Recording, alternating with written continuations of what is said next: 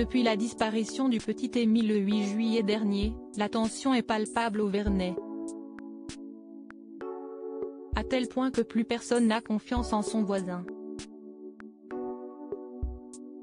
Plusieurs habitants sont devenus des potentiels suspects pointés du doigt. L'ambiance est pesante au Verney, depuis la disparition du petit Émile qui remonte déjà au 8 juillet dernier.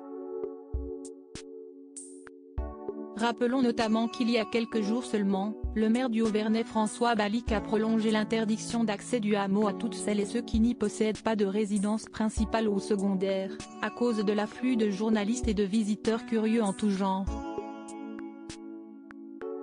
Mais les tensions ne viennent pas que de l'extérieur. Car certains habitants sont considérés comme de potentiels suspects. On sait par exemple que dès le début de l'enquête, plusieurs ont pointé du doigt le profil d'un adolescent du coin, qui selon BFM TV aurait l'habitude de rouler à vive allure avec un tracteur dans les rues du village et ainsi le profil d'un coupable idéal. Et s'il a depuis été mis hors de cause dans cette affaire, les soupçons le concernant persistent, à en croire une longue enquête du Monde datant de ce jeudi 21 septembre. J'étais sûr que c'était lui, qu'il avait provoqué un accident. Assure notamment un voisin. Mais il n'est pas le seul à être suspecté. Il y a un homme qui affirme être regardé de travers parce qu'il aurait une tête de violeur. Les habitants du Verney ne sont désormais plus vraiment sûrs de savoir qui sont les personnes qui les entourent. À tel point que certains Vernetois sont persuadés que des gendarmes en civil viennent se mêler à eux, incognito, lors des fêtes de village.